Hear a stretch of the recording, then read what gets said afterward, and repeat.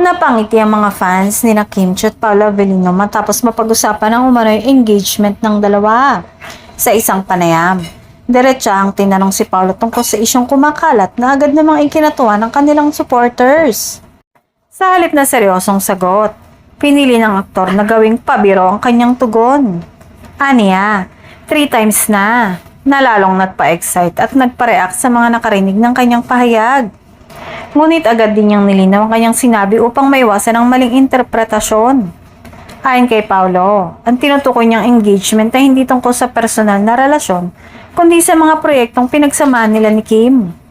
Ibinahagi pa niya na ilang beses na silang nagkatrabaho at bawat proyekto raw ay naging espesyal para sa kanya.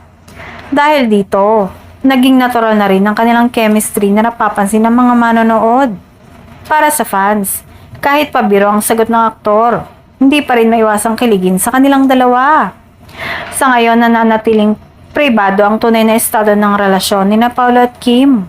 Ngunit sa kabila ng mga haka-haka, malinaw na patuloy nilang pinapahalaga ng kanilang trabaho at ang saya na naibibigay nila sa kanilang audience.